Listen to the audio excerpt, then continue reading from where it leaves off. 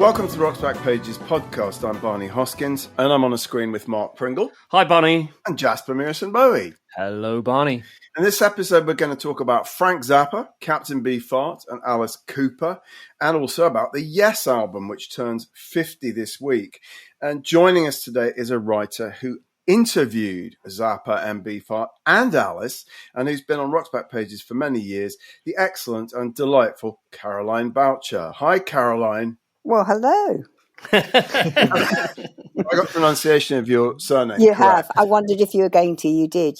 Yeah, spot on. I attempted to go Boucher, but we won't do that. Look, let's go back to the dawn of your career as a journalist, Caroline, and tell us how you came to write for the Kent Messenger and whether you wrote about pop music for the Kent Messenger. No, I didn't. I was not Kent Messenger. That was David Hughes. I was on the Gravesend Dartford Reporter as a trainee. Wow.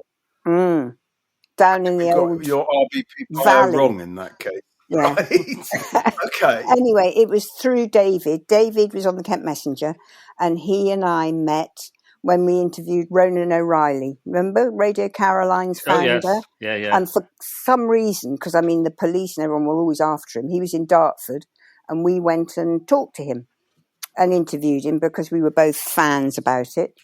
And then we were friends after that because we just loved music. I was not writing about music I was a trainee reporter. I was following ambulances and going to hospitals and going to council meetings and, doing all that stuff. So I stayed in touch with David, and then he went to Disc, and then he got me the job about a year later, 2 years later. And he knew you were he knew you were a pop fan. He knew you were a music I was fanatical fan, about, yeah. It was the one way you got out of the provinces, wasn't it, really? Music drew you out, pulled you out. And before that, I'd been in a convent, so yes. I love like all the best rock chicks, you've been in a convent. Convent, you'll do anything after being educated in a convent, I tell you. So up to London, shared a flat with hundreds of people to pay the rent, and on we went and joined Disc. Fantastic. Was it 1968 you joined Disc, or was it before then? Yeah, I think it was, yeah. So I was just too late for all the real hanging out in the Scotch time, which was sad. Right. I did a bit of hanging out hither and thither, but nothing like they did before that. But you must have been down the Speakeasy every other night. Oh, yes, and the Marquee and all of that. Oh, yeah.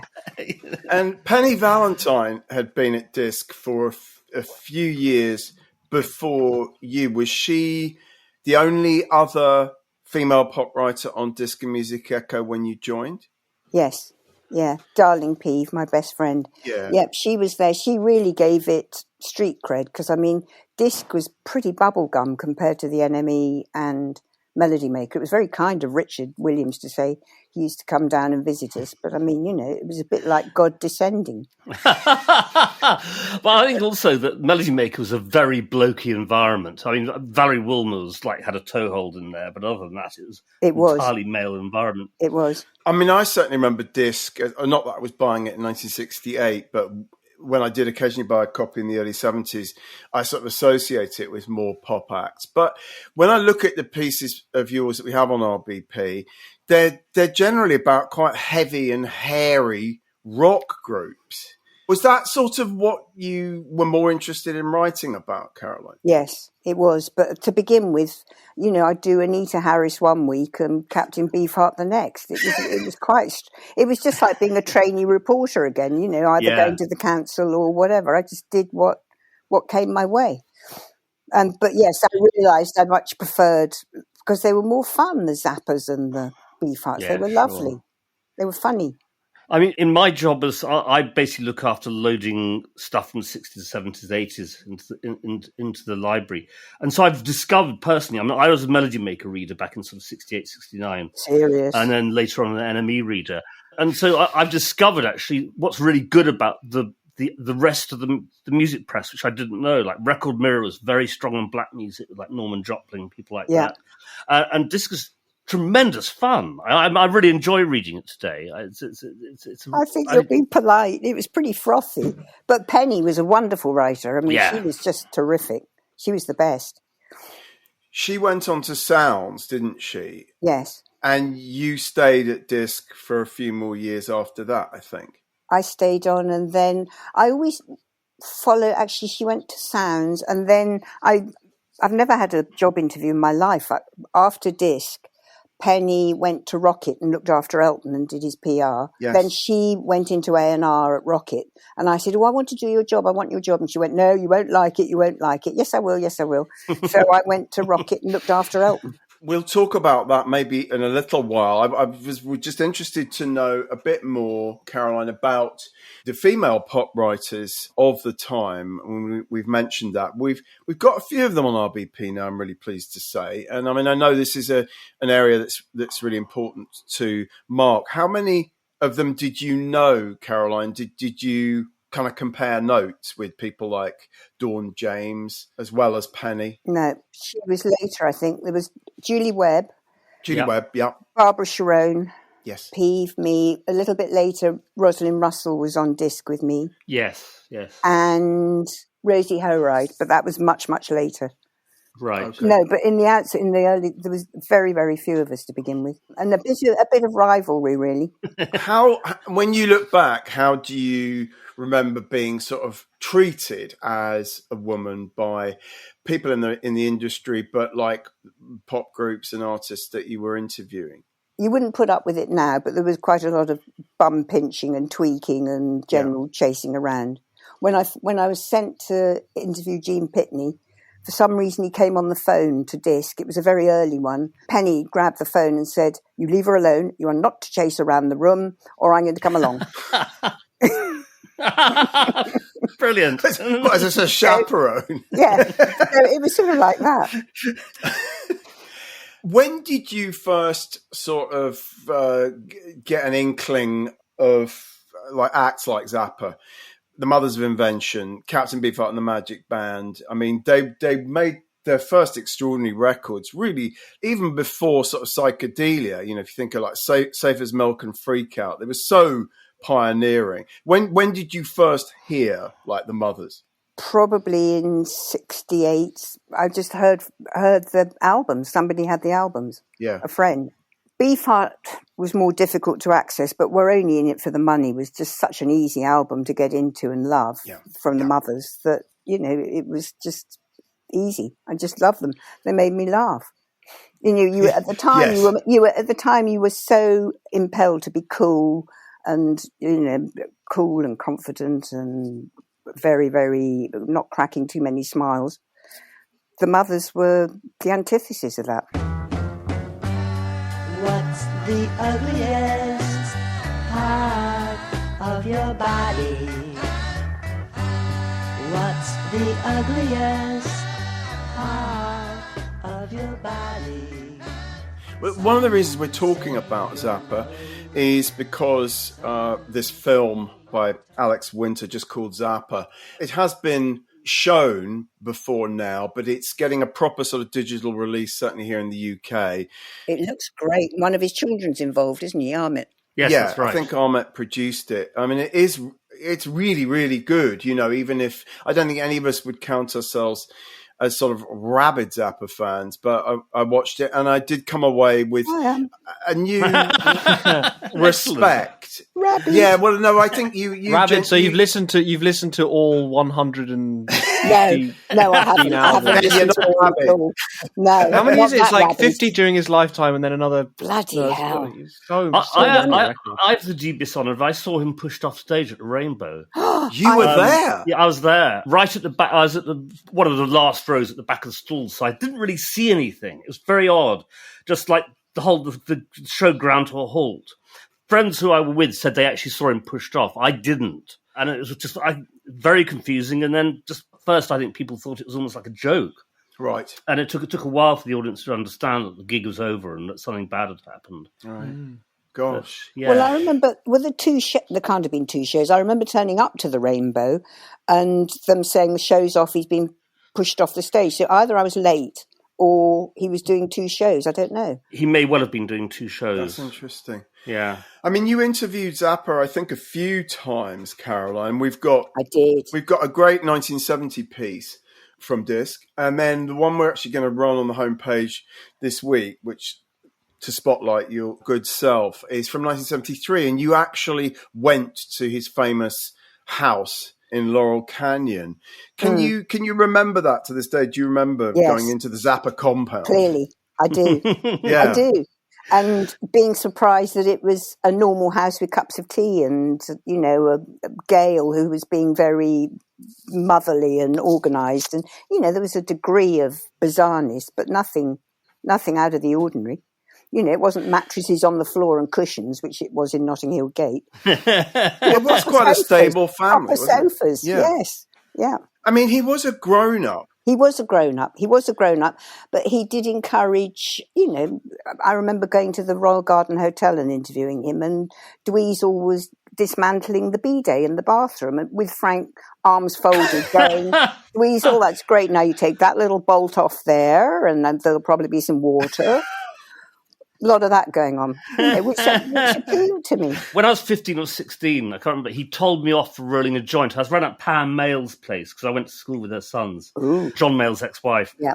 Every time Zappa came to London, he'd visit them. And I was at the kitchen table, ham-fistedly rolling a joint, and he rather sternly told me off. That was my one experience of him. Well, that's probably another reason I liked him, because I was violently allergic to it. So I had to, when, all this joint rolling was going on, I'd either take or pretend to take a great drag and go, and because I was violently sick.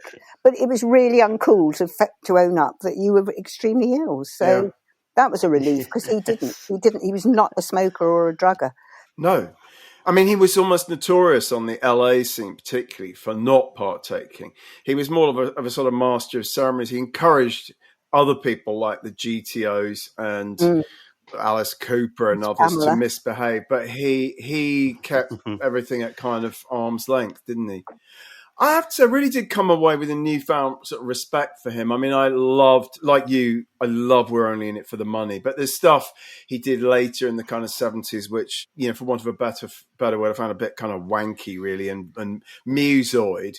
But he is really impressive in this film. I mean, you realise just what an extraordinarily intelligent man he was, and what a really brave man he was. He really didn't care what other people thought about him. Did you like him? I really, really liked him. I loved him. He was a nice, good, clever, warm man. Which, well, you see, warm isn't a word many people use about him. A lot of people say he was really quite cold and aloof. No, he wasn't. Not at all. Despite his looks belied him, because he looked quite fierce. I think some musicians who worked with him struggled with him, because I think certainly in the film, I think he was very exacting. Yeah. Yes, and quite abrupt, and not really prone to saying "well done" to anyone. No. Well, there's that moment where Ruth Underwood says, he sort of turned around and said, "You still here?" Yeah. Do you remember? No, she's fantastic in it. And actually, she shows enormous love to him. I mean, if you read the end of the film, she talks about visiting for the last time just before he died, and her relationship with him turned out to be rather fabulous. But Jasper, did you manage to see the film? I did see it. I mean, I thought it was really interesting. I mean, because I, obviously know about and of Zappa to a certain extent, but not intimately familiar with all 115 albums, whatever it is. But, there's still time.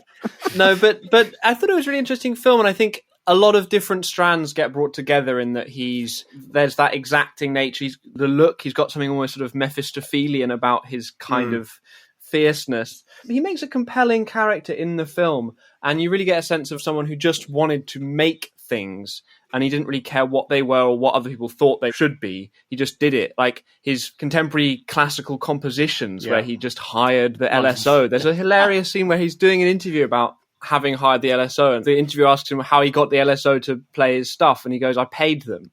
It's just... But he can't have. He never had any money, or he never had. I'm amazed he had enough money to pay them. I think actually one thing, "Shake Your Booty," which he released on his own label but distributed by I think CBS, was a big hit.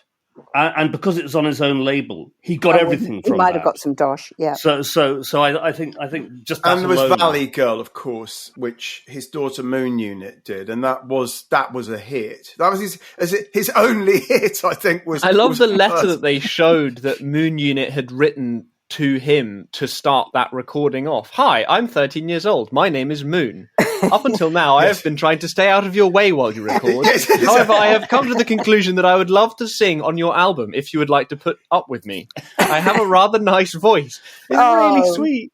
It's so great. I think Yes, to I hi, live in the Daddy. same house as you, or something. Yeah. I mean, he was a Upstairs. workaholic. He was a complete workaholic. And I think, but on the other hand, you could see from the footage in the film, which is incredible, how much his kids loved him, and it was a kind of happy family in its way, I think. Yeah, well, and Gail was very stabilising. The scant times I saw her, she was lovely, very calm and running the show. Like, oh my god! Like, totally! And Tina was like so bitchin'. There's like the Galleria. I'm like, all these. So the picture that we're featuring of you on the homepage is the picture you so kindly sent me of you sitting in conversation with Captain Beefheart. Let's briefly talk about the man born Don Van Vliet, who knew Zappa in the 50s and whose Troutmouse replica was, of course, produced by Zappa. But they had a real love-hate relationship, didn't they? Tell us about your recollections of Beefheart and maybe what he said to you about Frank Zappa. It depended. It depended what day of the week it was, really. Sometimes he would wax lyrical about him. Other times he'd snarl, and he had a terrific snarl. I can believe that. The picture that you've got, I can't remember if that was in the early 70s. He came over, the record company brought him and Dr. John, and they sent them, there was some press junket in a coach, and we went down somewhere near the beach, and Dr. John went onto the beach and, wandered about and chanted in a top hat and showed off a bit. And Captain Beefheart wisely stayed on the sofa in the warm, and we had a chat. And again, I was pretty nervous about meeting him, and I just loved him because he just spun yarns. I think he told me that his hat had belonged to Lewis Carroll, or there was some link to Alice in Wonderland. He'd just go off and just witter away. And no, he was terrific. Fantastic. Funny. And don't think I understood Troutmouse replica, because there are bits of it which are utterly impenetrable. So I couldn't, analyse that for you. I saw him at the Albert Hall in '72 when he was, I think, promoting Spotlight Kid. Yeah, I was around there. there. One of the great shows I was there. We were there. We were there. And I was backstage. Yes. And I wasn't. Some serious one-upmanship here. Yeah. Also, nicely, this week we're posting Hugh Nolan's live review of him playing Middle Earth in 1968 from Disc and Music Echo. So that's a nice addition. Hugh had street cred. Hugh had a lot of street cred. He used to make me receive his dope through the post. Because he knew or assumed I wouldn't get busted, and he would, and I'd been the naive cub reporter. I'd go, okay, Hugh, I'll bring the parcel into work. Don't worry. He was getting it from Morocco or somewhere. That's absolutely brilliant. So, like, Beefheart, an extraordinary figure. There's the piece we're actually going to feature about Beefheart by you. It's this piece you wrote only about 4 years ago, 3.5 years ago, for The Observer, about the night that Beefheart drove you into the Hollywood Hills in a red Corvette, which he, according to your piece, he just bought based on the fact that you presented him with this deal to sign to Virgin Records, and he immediately went and squandered all the money on this car. Can that really be true? Yep. So true. I mean, it's such a absolutely true. This is 1974. He's no longer, and he has nothing to do with Zappa anymore. And you're in LA. Are you there with your husband at that point? Is Robert there with you? Yes. I was there. Why was I there? I had been sent there, I think, to interview the Beach Boys. I think some kind record company had coughed up for me to be there. That's what your piece says. It was. I was interviewing the Beach Boys, and then I sort of veered off and went up and saw Zappa, and Robert was there with me because Richard Branson, who I think in those days we didn't have Virgin or anything, had just about stumped up the airfare for Robert to go out because he was desperate to get Beefheart and Zappa signed for Virgin. So Robert came with me and he was off looking, and we found Beefheart quite easily and signed him up. And so it wasn't me, but the advance was pretty instantaneous, and off went Beefheart and got the car. No stopping him. And at that point, he was not talking to Zappa. He hated Zappa. It was enemies. It was guns at dawn. So as soon as Richard came out, because Richard was so delighted, he jumped on a plane and came out. And we said to him, we met him at the airport, and we said, we've got Beefheart. On no account are you to mention Frank Zappa to Beefheart, because he will kill you. So Richard comes in, meets Beefheart. How lovely. I'm so glad I got you on my label. Now I'm going to get Frank Zappa. Whoa. Oh. Classic Branson. Yeah. Nitwit. I'm a little pimp with my hair gas bag. Hair khaki pants with my shoes shine black. That's funny. I mean, it's such a. You wrote a few really beautiful little pieces for the Observer, often to do with food, because you became the editor of the Observer's Food Monthly supplement. Yeah.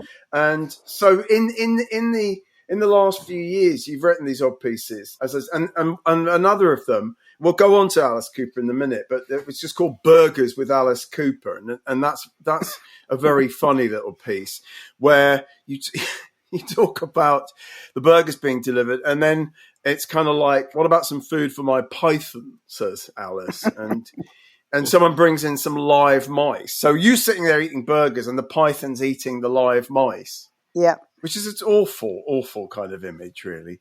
But these are great little pieces. And maybe we should talk about Alice, because you did interview Alice Cooper, I believe.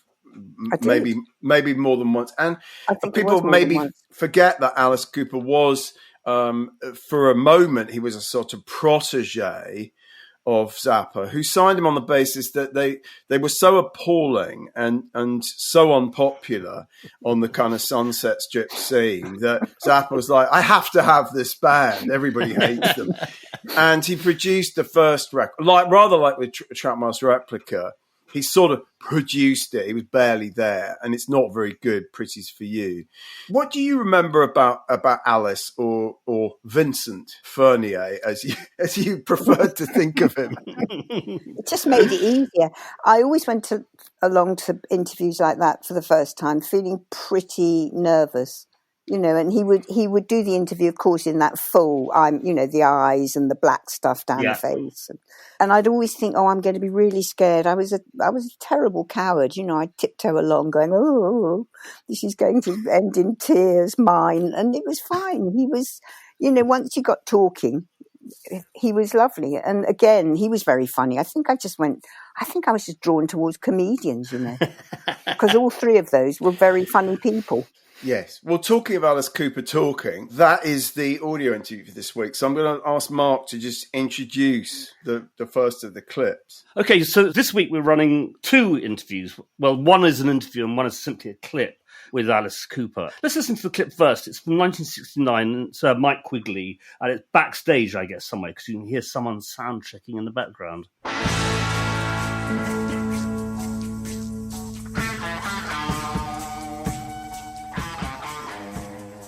This generations of groups came from an environment of like the Beatles and the Rolling Stones and the Yardbirds and the Who, people like that, because they were 5 years ago. Yeah. And like when we picked up on them then, when they first came out, we were of course influenced by them, Zappa and people like that.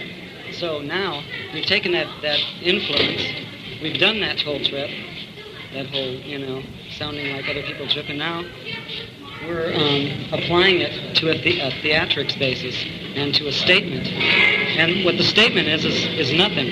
The statement is a big flash of all these things. And whatever you take out of that statement, it's one statement. It's one mind, one statement, one act, one show.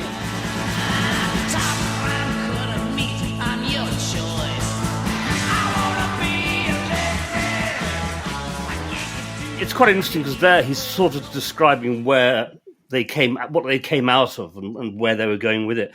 The main interview with Adam Blake's from July 89. He's lovely. It's just very much what you said, Caroline. He's very engaging. He's a bright guy. He's articulate. I believe by 89 he'd been dry for quite a long time, so it wasn't during his sort of drunk period, which was fairly extensive. He talks about his new album, Trash. He talks about still doing his old material on stage, enjoying still doing his old material on stage, not being one of these people who resents having to do it. He talks quite interestingly about how he plans his stage act, how it's about music first, but the theatrics and the lighting and everything is really pretty well worked out and rehearsed. He talks about himself as a personality. We'll play a clip at the end of the podcast where he talks about him being the onstage villain.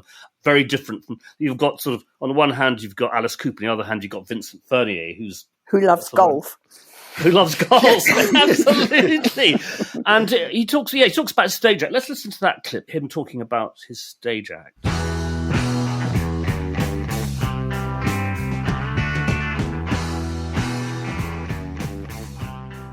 When we did those albums, it was like we didn't have any money for props. So we would be playing a club. Production. Well, not at all. We'd go backstage and I'd find a broom. Or I'd find an old bucket or a flashlight or something. And, in a club you'd be playing and all of a sudden I would incorporate it somehow in the song. And it would become a theater. Sometimes it was very, very effective. Yeah. To use a little hand prop. The way you take a glove off, if it's done exactly at the right time with the right lighting at the right lyric, it can be as powerful as a gigantic dragon coming on stage.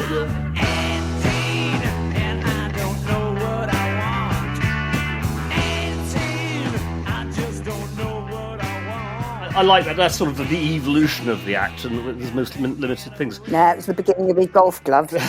Yes. He does talk about giving up drink and the number of people he knew who lost. I mean, he used to go to Janis Joplin and Jim Morrison on the Strip, and he lost so many people. He's lovely about his father, who's a minister. I didn't know Not that. the person you'd imagine being very fond of the sort of things that he would do.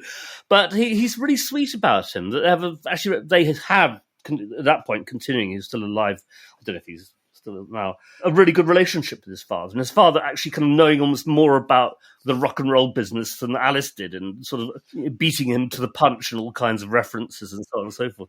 It's a very nice interview. He also, interestingly, talks about the musical influences and being as influenced by John Barry as he was by any rock and roll acts. Ah, interesting. Yeah, I thought so. I thought that was good. So there we go. It's a very, very enjoyable interview. And as I said, we'll play a clip about him being the onstage villain at the end of the podcast. Yeah. I was tempted to ask you about, because I sort of always associate Alice Cooper with that kind of glam rock moment. School's Out was probably the first, record of his I bought. And it was the same time as other acts you were writing about, Caroline. You interviewed Mark Bolan, you interviewed Gary Glitter, you saw Roxy very early on. I mean, did you sort of think of Alice as I mean, he's hardly like androgynous, really, despite his name. And did you associate him with that time of kind of gender fluidity, or was he a very different thing? No, very different thing. The whole gender fluidity thing was only in its infancy, really, wasn't it? Yeah, it was just Mark Bolan wearing girly shoes. Really, there wasn't much more to it. I saw Alice supported by Roxy Music at the Empire Pool in Wembley in '72. Oh, you got around, didn't you? I did get around. I don't remember He was that. a groupie. Maybe I was there. Yes, you were. Terrible groupie. Well, but I partly went because my art teacher was Roxy's roadie, so sort of we all went in support I do remember of that, you saying that, yeah. Alice Cooper, I really enjoyed it. Not so much for the show, but I liked that sort of Detroit hard rock noise that they basically made at that time. It basically liked fairly kind of lumpen rock and roll. Yeah. Well, it's funny enough that part of the reason we're talking about Alice is that his new album coming out next week is called Detroit Stories, and it's a sort of homage to the kind of Motor City sound. He's got like ex-members of like Grand Funk and so forth playing on it, And even though he's not necessarily associated so strongly with Detroit, I think you're right, Mark. He does sort of fit in with that. My problem with Alice Cooper is it was very lumpen. They weren't great musicians. School's Out's such a great record. It's fabulous. But I wonder how much Bob Ezrin had to do with making Alice Cooper really good. Because you listen to their first two albums, and they're inept musicians, really, when you compare them to, lots of other great bands of that time. I mean, did you think they were good live, Caroline? Not especially, but they were theatrical, weren't they? That's what you went for. Yeah. But that was the case with quite a lot of them, as far as I can remember. They weren't all, and the sound systems were really dodgy still, weren't they? They could just be any which way.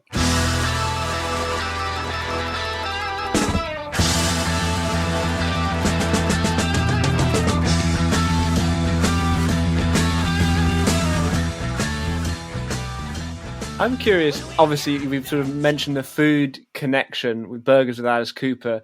There's a funny line in that interview. You say it's sweet that Americans continue to believe they'll get the sort of hamburger they expect as their right in downtown Pittsburgh to be dished up in London, which I think is a nice... You're connecting your food writing a bit with your music writing. How did you end up going from music to food? I think like the whole of my career, it just sort of blew along. I went to the Observer when I joined it. I was on the review, and then when they started the food magazine, I just went over to that. So it was pure happenstance. It was just one of those things. So that's the food link. There had to be a food link to get it in that magazine. That's how that came around. Actually, the food back then with disc and I think with Melody Maker, although Melody Maker a bit more grown up, went to the pub. If you interviewed a band, there was nowhere to go to interview them because our offices were tiny. We would have to go to the Golden Egg in Fleet Street. That's all there was, which was a sort of terrible coffee shop. One of the nice things about getting 60s writing from American papers is you get Americans reporting on English food with bitter experience of English food. I think we got Wilson Pickett complaining about how he just couldn't eat anything. Jimmy Reed saying they call them burgers, but they're nothing like a burger. It's absolutely fantastic. And also, they report on having to sleep in single beds in hotels. Yeah. Yeah. All of that. Yeah. It's great. The Golden Egg, the fairly legendary in rock music journalism circles, the Golden Egg was... Yeah, yes. the Golden Egg. Lots of interviews were done in the Golden Egg, weren't they? They Caroline? were. You're not the first to mention that hallowed establishment. Rocket Records, just briefly. I mean, you were there for a few years, and what are your memories of Elton and the label and Penny as head of A&R and so forth? Penny. After that, she went to Anchor, I think. She sort of went veering off across the Wardour Street. Rocket in those early days was lovely because Elton hadn't gone on the downhill slippery slope. So the early years were terrific. And then as the Coke took over, it wasn't at all terrific. And I was in charge of taking journalists and everybody in a plane to Dodger Stadium, that big gig that he did in the baseball suit, when he's been up for days and days and days and he's grumpy as hell. We hired a 747 and went in a plane. It was it was mad, completely mad. After that, I went and had babies and sort of lay down for a long time. So were you not writing for a number of years before you went to the Observer? No, I went fallow. I think I was still shell-shocked. I was shell-shocked from Rocket, really. I mean, it was quite a bumpy ride at the end. Right. I can imagine. Well, look, thanks for sharing all those memories. I don't know what your thoughts were about prog rock, because we're going to talk just briefly about Yes. It's all the same era, but it's 50 years almost to the day since the Yes album came out. So I know it's an especial favourite of Mark's, and I wondered, Mark, whether you could just put Yes in context and that album in particular. I just have to interject. I interject once. I want to know if Steve Howe still eats revolting macrobiotic food. I had a lunch with him in his house in Hampstead Garden Suburb, which was very, very kind and generous of him. And the food, the memory still lingers. Wow. It's fantastic. It was really dodgy. Really dodgy. I would say that the Yes album isn't a prog album. I think the first three Yes albums, Yes, Time and a Word, and the Yes album, are rock records, with songs and so on and so forth. And I believe that it's really when Rick Wakeman joined the band, they went right downhill and turned into the worst, the most egregious, pompous prog rubbish on earth. But I saw them at the Albert Hall supporting Iron Butterfly in 1971, around the time the Yes album was released. Steve Howard relatively recently joined on guitar. They were electrifyingly good. It was absolutely fantastic. And then, I don't know, Tales of Topographic Oceans and all that stuff came out, and I just bolted. I was out of there. But I think the Yes album's a pretty terrific record. I think you're right. But the promotion, they got those billboards in LA. Do you remember they had sort of billboards 30 feet high? It was extraordinary, the money that was just thrown at them. It was wonderful to behold, not to anything further.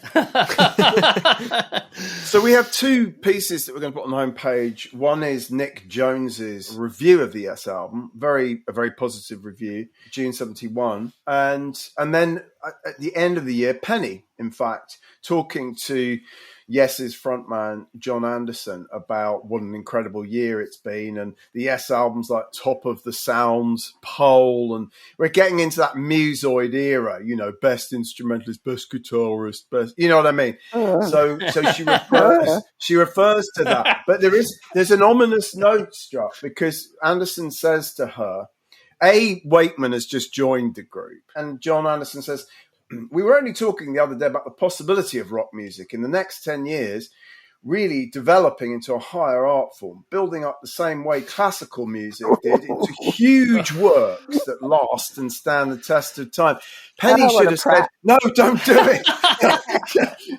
and the last piece is our beloved John Mendelsohn in 1980 talking to your friend Steve Howe, Caroline, and sort of kind of, because we're already like 2 years into not punk over lunch, yeah. And John is kind of making the point that Yes were the prog band that sort of all the punks declared war on. It's like that's the reason for punk was because of like Yes and Rick Wakeman. So that's quite funny. Howe is a little bit defensive, as you might imagine. But I mean, Mark, do you think it's fair to say that without Yes and ELP, no punk rock? Well, quite possibly. Yeah. I mean, punk rock was a reaction to all kinds of things. Amongst them was both. We're going to talk in a moment about Chick Corea. Punk was as much a reaction against jazz rock fusion as it was against anything. But punk was also a reaction just against the time and the place where it happened. Is in a broader, more societal sense. But to go back to what I was saying earlier, is that I think two things went very wrong with Yes. One was Rick Wakeman joining, and the other was them using Roger Dean to design their appalling album sleeves.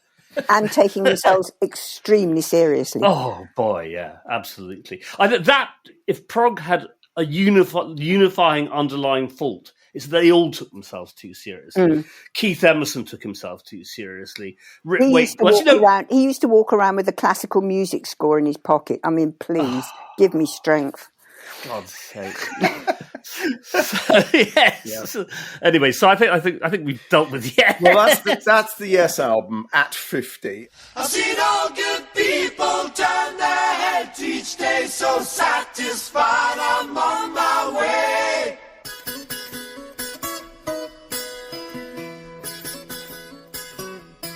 Well, look, since we last convened here, we've lost quite a number of really notable people. We really don't have time to talk about all of them, but Mark, I think it's probably a good idea we must mention Mary Wilson of the Supremes. And Caroline, did you see the Supremes? Were you a Motown fan before you started writing about I was a great Motown fan, and I'm trying to remember those concerts at the Savile Theatre on Sunday nights. I can't remember if they did that. If I saw them, it would have been there. I don't remember seeing them anywhere else. I mean, I saw a lot of Motown acts, but I can't remember with them. Right. Don't know. But they were wonderful. I found them really interesting in that, as a child, when I was about 10 or 9, 10, 11, driving down to my parents' place in Suffolk, listening to two-way family favourites, and the stuff which made my hair stand on them was the Four Tops, and to a slightly less extent, Supremes. The Supremes were, you wouldn't really call the Supremes a soul band. No. So they were a straight pop group, I think, in most respects. But that was, for a lot of people my age, our introduction to the sound of black voices. Yeah. Yeah. I mean, we featured a Q&A with Lois Wilson from Record Collector last week, and reading it, Q&A with Mary, and she sort of reminds us that the Supremes released 6 singles that were all flops before Where Did Our Love Go, and she thought that Where Did Our Love Go was too sweet, too poppy, and was worried about it. But of course it was the first of, I think, 5 or 6 consecutive number 1 singles. I mean, would you say that they really were the ultimate girl group, Caroline? At the time, they were, for sure. Yeah. I mean, in the context of their time, yeah, they were. I mean, there were so many massive hits. And they were more... You were aware of what they looked like rather than you were of the Crystals or somewhere like that, or the Shirelles, because they were just that much later and more visible. Yes. Yeah. I mean, they were coming over to England as well in the way that the Crystals and Shirelles... Well, that was Vicky, wasn't it, really, who brought them over for Ready, Steady, Go. Absolutely. And Dave Godin also organised that first Tamla Motown tour, the disastrous tour, when virtually no one turned up. But you're right, Vicky and Ready, Steady, Go was hugely important. Massively. Getting that stuff out.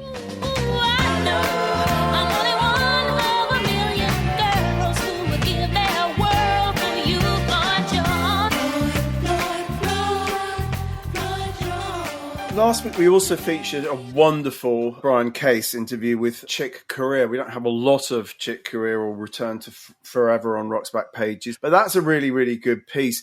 Mark and Jasper, both being jazz nuts, tell us a little bit about Chick Corea, piano player and Scientologist, and now lost to us. For me, I mean, it was being in Miles Davis's band when I first came aware of Chick Corea. There's marvellous records in a Silent Way, Bitches Brew, tribute to Jack Johnson on the Corner. He was also very much part of his touring band. He came here when Miles played the Isle of Wight in '70.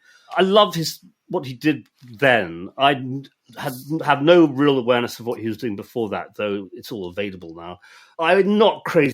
Return to Forever and the jazz rock fusion stuff. Okay. Marvellous bass player and Stanley Clarke on that stuff, and it could be pretty funky, but not really my sort of thing, gotta say. Jasper, what's your take? I mean, similar to Mark, really. What I'm most familiar with is the Miles Davis stuff. I mean, those recordings still really stand up and are exciting and interesting.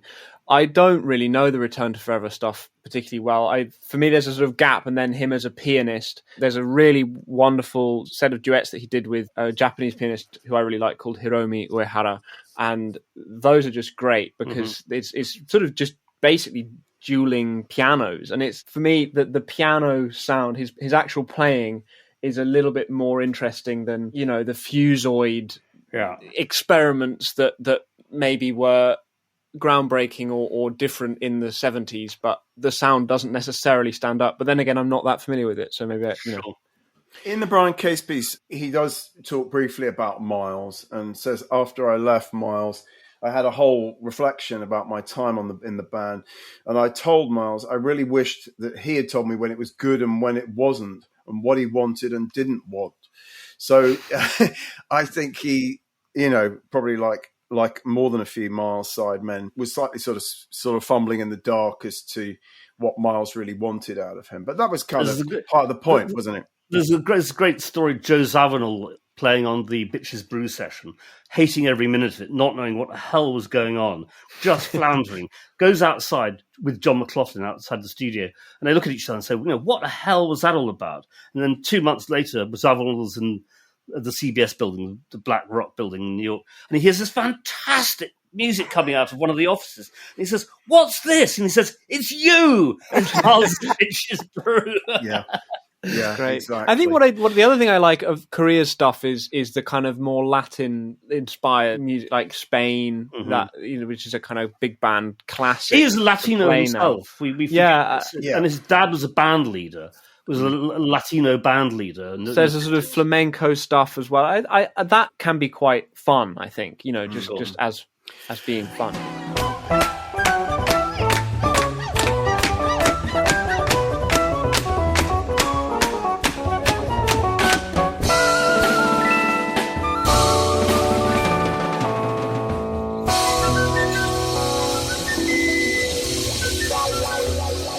Well, talking of Latin music, we should note the passing of Johnny Pacheco this Great week. salsa. Great Yeah, salsa. a really important figure in the salsa sound in and around New York City.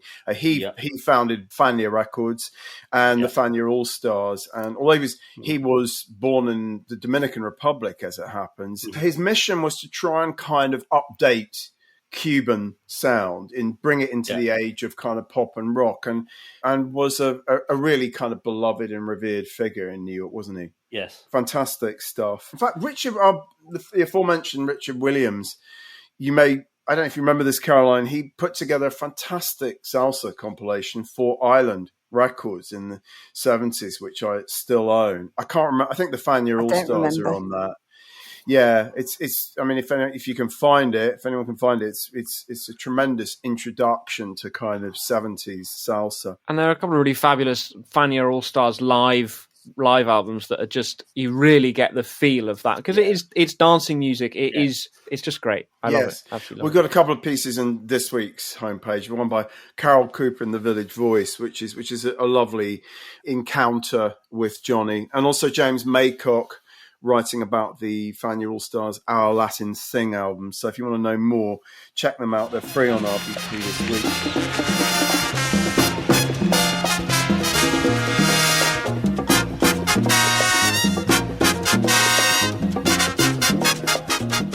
And also, we've lost Johnny Rogan, most famously a writer of a somewhat notorious biography of the Smiths called The Severed Alliance. He also wrote an enormous biography of the Byrds that he kept updating and expanding to the point where it's now almost like the remembrance of things past, of rock journalism. I knew Johnny a little bit. He was a curious and reclusive figure, and I know Chris Charlesworth has written a piece which I hope we're going to be able to put on RBP, but I think we have to wait for the Guardian to run it as a sort of official obituary. So, and there's others as well. Rupert Neve, Mark, I know you're a great worshipper of Rupert Neve. He built the best mixing desks ever built, and if we went into the studio and there was a Neve desk, we knew the only problems were going to be us. Well, that's brilliant, Mark. Why didn't you talk us through some of the pieces you've most enjoyed loading this week? And as you said earlier, jump in any time, Caroline. Yeah, this week and last week. Last week, just briefly mentioned, Philip Elwood saw the Beatles' last ever show at Candlestick Park. This is the San Francisco Examiner, August 1966. The headline is Beatles Strike Out at Ballpark. He's a fan. He really loves the band. He says it's just an awful gig. And he says that the fact is they can't reproduce their music on stage anymore, which is something that, and another thing I'm going to possibly mention is an interview with Keith Richards where he talks about the Stones being a live band. This is 1969. And he said the Beatles are a studio band now, which is absolutely right. True. Alan Smith in The Enemy in 1968 meets Aretha Franklin. Very difficult woman to interview in those days. Tends to rather sit there rather silently and fairly miserably. And she says, trying to grow up is hurting, You make mistakes, you try to learn from them. And when you don't, it hurts even more. I suspect Aretha suffered from proper depression. It does come through quite often when she's interviewed. And it's sad. Yeah, she was notoriously difficult. A live review of Fotheringay Humble Bum's Nick Drake at Royal Festival Hall. And this is really of interest because it's one of the few reviews you get of Nick Drake live. And Carl Dallas says, it seems somewhat unfair on Drake to pitch him straight into concerts without the grassroots training he'd get humping his guitar around the country from club to club. This is the third time I've heard him in concert. And each time, more of his music got through to me, but he remains a performer more for the intimate club or the recording studio, I feel. Astute. Yes, I think so. Roy Carr, it's a piece about the whole Los Angeles Sunset Strip groupie scene centered around Rodney Bingenheimer's English disco. It's 1973. The Sable Star, who's Barney knows all about Sable Star. Do you, Barney? Not in the biblical sense, Caroline. I know of her. Up on that one, come along. She says, if you're the aggressive type, the flashy type, you make it. You have to be very flashy sometimes even sleazy looking. Ooh, harsh. We mentioned Rosalind Russell earlier, interview Record Mirror with Rod Stewart, and he says, I wasn't going out with Bianca. I don't like her. She and Britt are two of a kind, both bitches. Ooh. Thank you, Rod. So I'll scoot through some of these. A very good Richard Cook interview, Enemy 1985, with Evan Parker, the sax player that both Jasper and I are very keen on. He says, I like the London audience a lot. I probably know most of them by their first names. Which is definitely true of the London improvised music scene. Someone told me the other week that there's a record I'm on which they used to get rid of unwanted guests at the end of parties.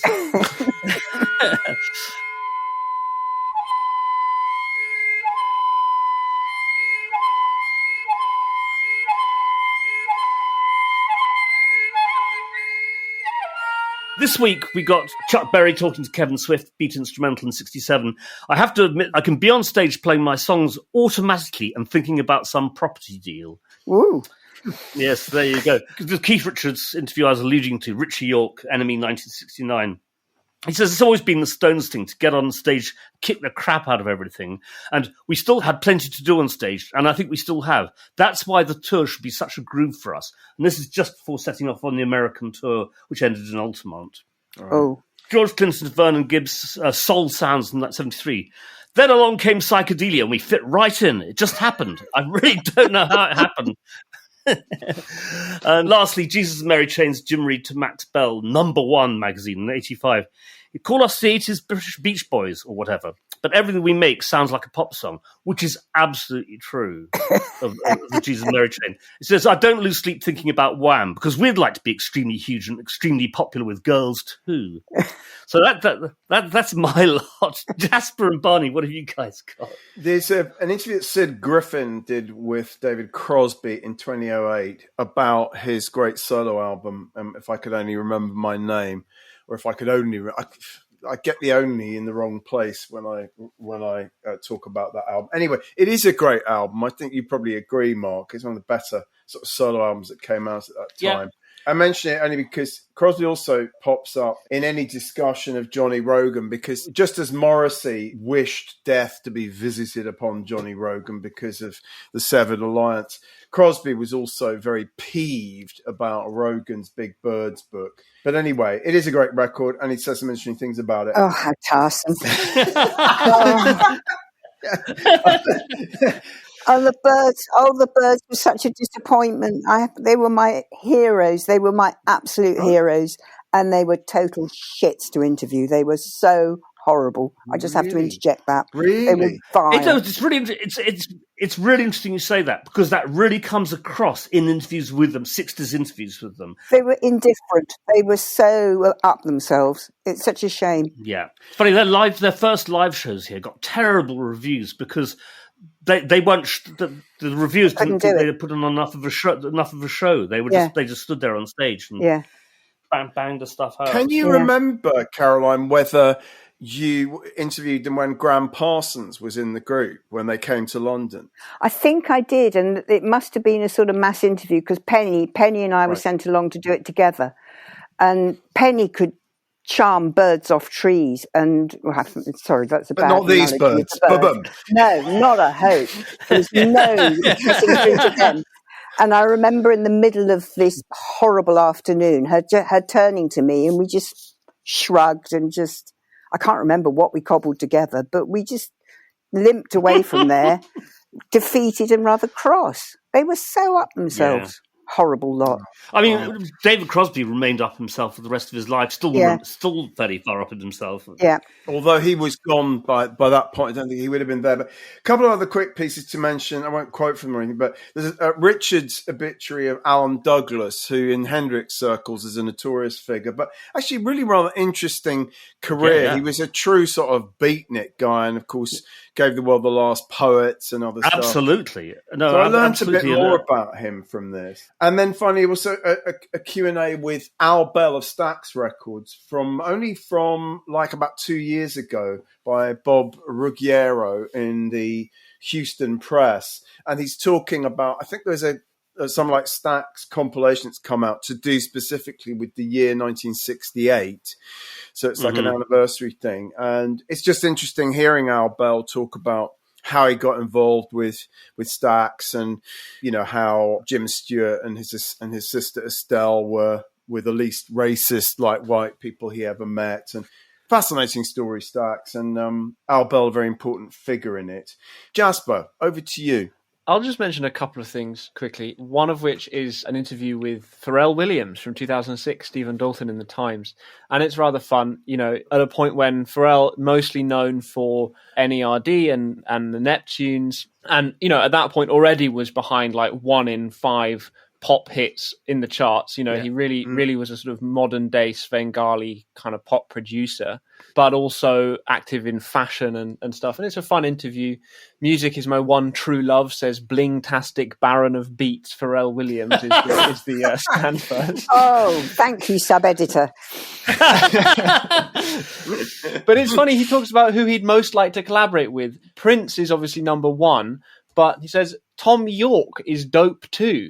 By the way, I would like to work with Radiohead if they're listening. Can you get me in touch with them? I am dead serious. That's interesting. And Stephen Dalton says, just imagine that. The King of Bling meets the Pope of Mope.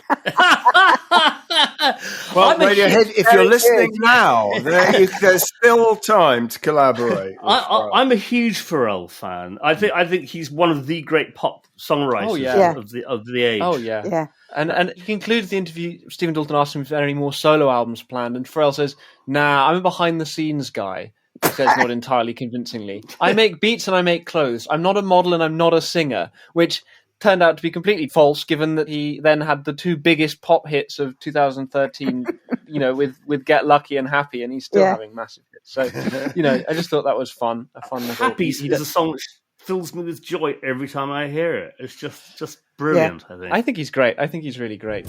Because I'm happy. Clap along if you feel like a room without a roof. Because I'm happy. Clap along if you feel like happiness is the truth. Because I'm happy. The other thing is Halsey, our first piece about Halsey, live at the sadly currently burnt out Coco, which was a big fire there last year, and when it was being renovated. The old Camden Palace. The old Camden Palace, exactly. And Halsey's a sort of electro-pop / R&B kind of singer-songwriter, but it's Pip Williams reviews it for Coup de Main, and it's just quite funny. Like there's a bit where she has very, very diehard fans, Halsey, and there's deranged screaming, etc. As it built, it became apparent that Halsey was going to attempt to crowd surf. A lesson many artists learn the hard way is that this is almost impossible when the majority of your fans are young women. Halsey didn't make it very far, returning to the stage after a single attempt. I rather like that image. I think it's quite sweet, and it concludes on a nice note, which is sort of parents kind of collecting their kids after the show, and one of the dads saying, "Everyone knows every word," one father remarked. "It's almost religious," which I think is a kind of pithy summing up of what teen pop fandom actually is about, which I quite like. Yeah. Great. Good. Great. Well, those and many other pieces have been added to RBP in the last couple of weeks, so do check them out. And I think that probably brings us close to the edge of the end of Rock's Back Pages. Barney, how big is the archive now? How many pieces have you got on there? About 45,000. Wow. Yeah, in that ballpark. Yeah. Wow. Yeah. Yeah. Yes. most of which is I proofread. Most of them are by you. Most of them are by you, Caroline. No, they're not. Or Penny or Hugh Nolan. Yeah. No, we've been so thrilled to have your stuff on RBP, and they really are rubbish. They're great period pieces. They're not rubbish. Aren't they? Don't do yourself down. I won't have it. Those You were a very early good ones writer. are so embarrassing. They are so embarrassing. Anyway, thank you. No. We're all embarrassed by our past, but you have no call to be. They're terrific pieces. They're real kind of snapshots and kind of windows into the time. They genuinely are. So thank you for being part of the RBP family. Well, thank you for having me. And as they say in America, come back and see us anytime. Anyway, we are going to go out, Mark. Are we not on the third and last clip of Mr. Furnier? Yes, about him, his persona as the onstage villain. And on that happy note, we'll be back in a couple of weeks with Tony Russell. It's a country music special, really, just for Jasper. Woohoo, just for Jasper. Just for Jasper. We'll be talking about his new book, Rural Rhythm, which really goes deep into the ancient history of old-time country music. But we will also be talking, I hope, about like Gillian Welch and Loretta Lynn and other stuff. It should be good. So thanks again, Caroline, and we'll say goodbye now. Thank you. Bye. Bye. Bye.